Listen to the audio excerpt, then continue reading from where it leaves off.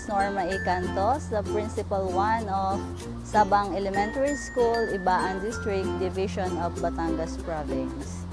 Ang Gulayan sa Paaralan ay isang programa ng Department of Education na kung saan naglalayo na matugunan ang pangangailangan ng paaralan para sa school feeding program.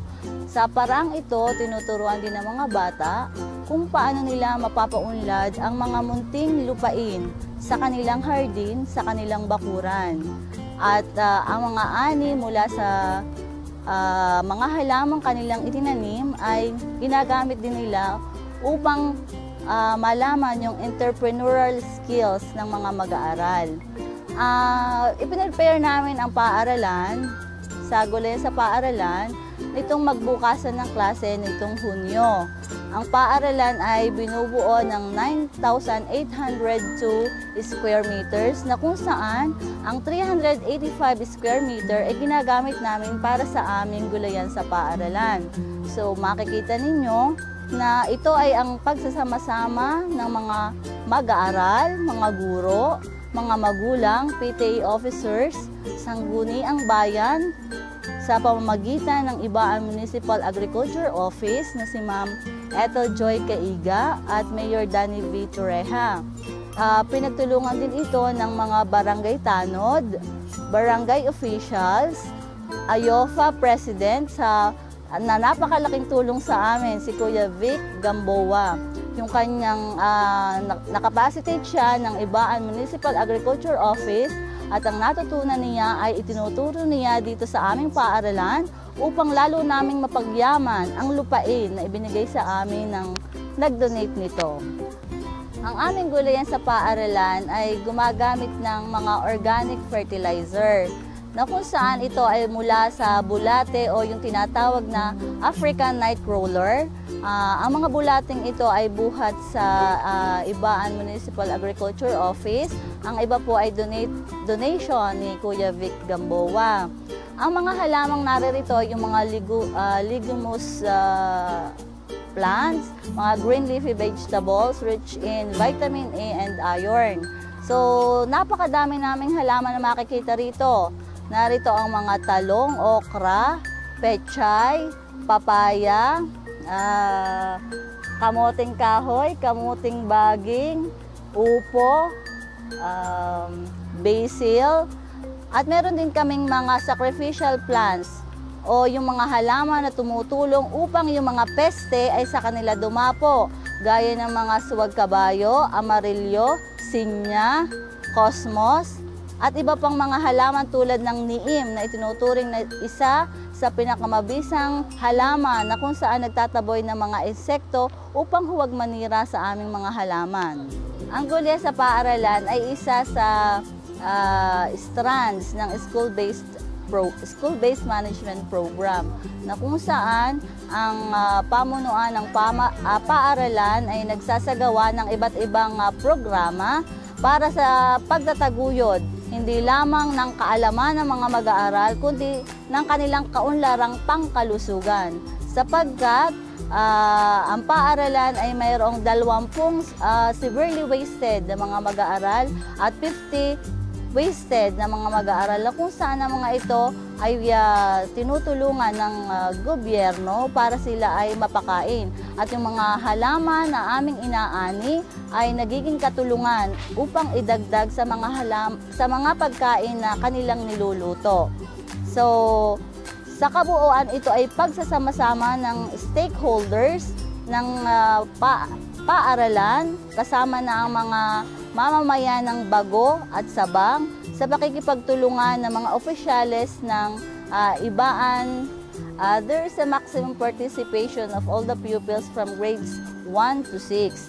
Grades 1 to 3, sila yung nag-cultivate ng soil sa aming mga receptacles or sa mga recycled containers.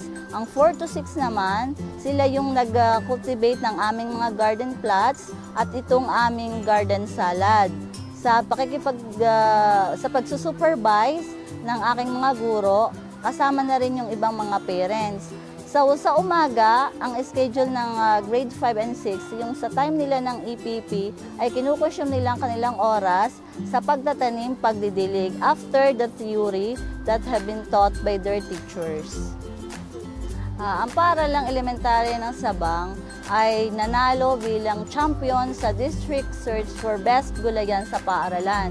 At sa katatapos ng November 12, nagkaroon ng area level ng area level ng gulayan sa paaralan, na kung saan nakipagtunggalian ang aming paaralan sa mga bayan ng San Juan, San Jose, Rosario East, Rosario West, San Juan East, San Juan West, Padre Garcia, Taysan, na kung saan tinanghal pa rin ang aming paaralan bilang champion sa category C na may enrollment na 250 to 399.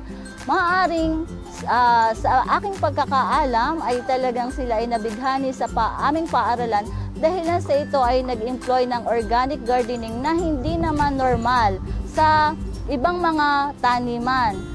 Naniniwala kami na ang halaman na itinanim na hindi gumamit ng lason o anumang pestisidyo ay tunay na katutulong upang lalong mapalusog ang aming mga halaman at hindi makapagdulot ng anumang sakit o karamdaman sa mga mag-aaral na kakain nito.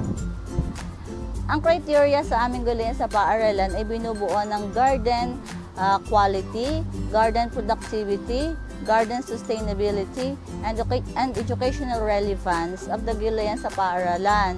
So siguro sa aming isinagawang documentations, from the preparation of land to the growing of plants and the harvest time, siguro talagang napaniwala namin ang judges namin na talagang tunay at hindi lamang dahil nagko-comply lang kami. Talagang tunay na ang paaralan ng Sabang ay ini-employ ang gulayan sa paaralan all throughout the year. Sapagkat naniniwala kami na ito ay nararapat at kailangan namin pagyamanin ang lupa na nakatiwangwang lamang. Ang gulayan sa paaralan ay hindi lamang ito isang balat sibuyas na pagpapakita ng aming sensibilidad sa pag-aalaga o pagbibigay ng halaga sa agrikultura. Ito ay tuloy-tuloy na sapagkat napakasarap naman ang feeling na nagtanim ka na iyong aanihin at iyong kakainin. There's a different joy and fulfillment on our part, especially dun sa part ng aming mga mag-aaral. Pag nakikita nila, iba kasi yung lasa ng organic harvest. Manamis-namis, hindi siya mapait. Kaya magpapatuloy ito. At kami naman, mga teachers, ay talagang tunay na nag-i-enjoy na, lalo na ang mga bata na sinasabi nila na pag-uwi nila sa kanilang bahay, sila ay nagdidilig, sila ay nagtatanim na rin. So, yun yung tunay na benefit ng gulayan sa paaralan, yung hindi lang na-apply dito sa ating paaralan, kundi pagdating nila sa bahay, there's a learning na talagang ginagawa nila, sinasabuhay nila kung ano yung natutunan nila dito sa paaralan. Ang mga mag-aaral dito sa Sabang, especially grades 4 to 6, ay kinapacitate namin para matutong gumawa ng vermicast through our vermicomposting facility, na kung saan yung mga bulate na nilagay doon, yung African night roller, ay nilalagyan nila ng mga dumi ng hayop, na mga tuyong dahon, tinatabunan at dinidiligan nila yon. Katulad ng aming mga team manure na kung saan sila ay nagdala ng dumi ng hayop, nilagyan lang ito ng 200 liters of water ng molasses. Sa aming EA room ay makikita rin yung aming mga fermented fruit juices at fermented plant juice at oyster mushroom, na kung saan talagang sila ay hindi lamang dito sa pagdudukal namin sila tinetrain, kundi tinuturuan din namin sila ng mga bagong pamamaraan kung paano lalong mapapaganda ang kanilang gulayan sa kanilang tahanan. Ang paggugulayan ay hindi mahirap na gawain. Ito ay napakadali lamang. So makikita ninyo yung mga empty containers natin, yung mga patapong bagay, ay maaari nating taniman kung tayo ay may maliit lamang na lupain or maliit na pwedeng pagtamnan. So ilang minuto lang ang pagtatanim, pero yung makukuha ninyong benepisyo ay talaga namang worth fulfilling para sa inyong part. So, kaya inaanyayahan namin ang lahat na ating buhayin ang pagtatanim sa ating halaman. Huwag nating kalimutan. Maaaring tayo ay maraming pambili ng mga halaman or gulayin o prutas sa palengke, pero mas makakatipid tayo. Sigurado pa natin ang ating aanihin na talagang ligtas sa anumang lason o pestisidyo o insecticide na inilagay sa mga halaman. Pinasasalamatan ko ang aking minamahal na mga guro na talagang nagsika para mapaganda ang ating paaralan, ang ating gulayan. Si Ginang Rosalina Gamboa, Ginang Judith Dimaano, Ginang Marcelina Culiyat, Ginang Melania Karingal, Ginang Lorna Guerra, Ginang Milet Gamboa, Ginang Lia Gonzales. Sila yung mga guro na talaga nag-supervise sa aming mga mag-aaral. Ganon din ang mga 4Ps, parents, na talagang nakasama namin. Naging katulong din namin at lubos ng pinasasalamatan ang pamunuan ng Barangay Sabang sa pangunguna ni Barangay Captain Narciso Papio at kay Konsehal Ading Duque. Kasama rin namin dito ang mga Barangay Tanod at pasasalamat din ang aking pinaaabot kay Kuya Victor Gamboa, ang President ng Ibaan Organic Farmers Association, sapagkat lahat ng kanyang natutunan ay dito niya ibinibigay sa aming paaralan. Tinuturuan niya kami, hindi lamang ang mga mag-aaral, upang lalo naming matutunan ang organic gardening.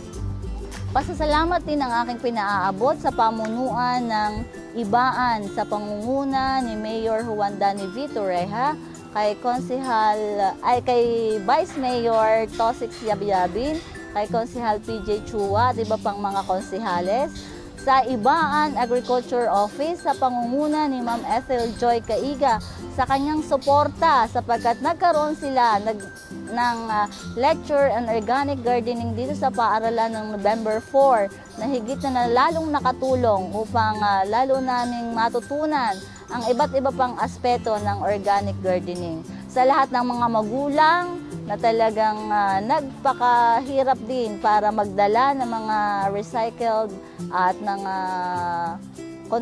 mga containers na ito na taniman, maraming salamat sa inyo.